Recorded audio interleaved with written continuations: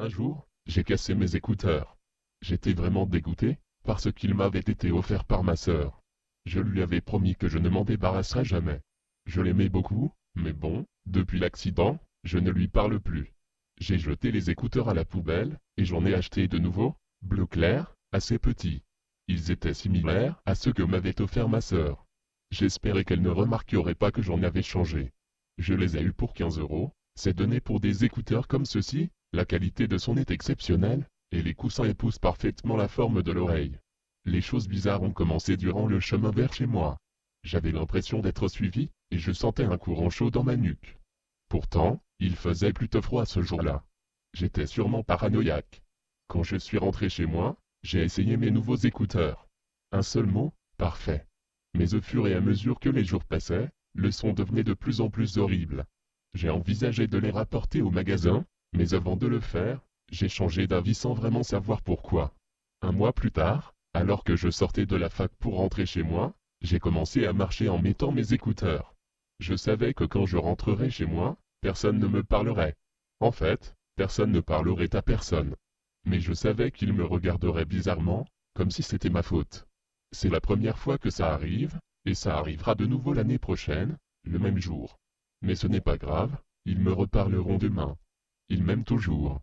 La qualité des écouteurs était vraiment horrible. Pire que les autres jours. Des fois le son sortait de l'oreille droite seulement, puis de la gauche, puis des deux, puis aucun son, et reblote. Le son aussi était dégueulasse. Il y avait énormément de bruit parasite comme des crissements aigus ou des crachotements. Certaines mesures des musiques se répétaient sans raison. J'en avais marre. J'étais déçu, mes écouteurs étaient cassés après seulement un mois d'utilisation. Arrivé chez moi, je suis monté directement dans ma chambre, évitant le regard de ma mère qui faisait le dîner. J'ai retenté d'écouter de la musique, mais le son ne sortait même plus. J'ai donc fait mon travail sans musique. Il était 20 heures et ma mère m'avait appelé pour venir dîner.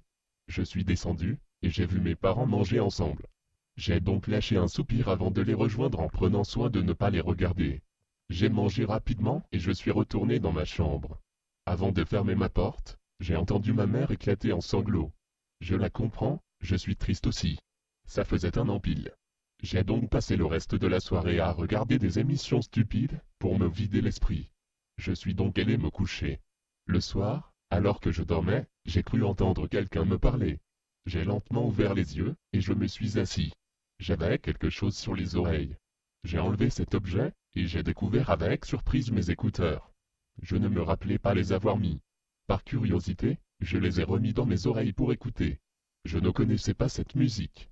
Non, ce n'était pas une musique. C'était juste une voix qui parlait. Je crois qu'elle disait, tu ne devais pas t'en débarrasser. Elle me semblait familière. Qu'est-ce que ça foutait sur mon portable? J'ai donc pris mon portable pour voir ce qui jouait. Mais il ne diffusait rien. Je ne l'ai remarqué qu'une minute plus tard, quand la voix a commencé à devenir plus forte. Cette voix, c'était ma sœur. Décédée, il y a un an pile dans l'accident de voiture que j'avais causé. Je venais d'avoir mon permis, et j'étais allé la chercher au collège.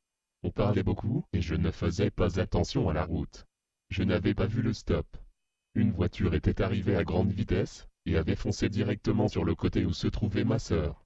Elle et l'autre conducteur sont morts. Je m'en veux terriblement. Mes parents ne m'ont pas parlé pendant un mois. Ça fait 2 jours qu'elle est revenue, dans mes écouteurs, et je l'entends toujours quand je les mets. Je les ai mis au fond de mon placard, pour ne pas que mes parents l'entendent. Même quand je les débranche, elle continue. Elle ne parle plus, elle hurle. Elle hurle comme quand elle agonisait.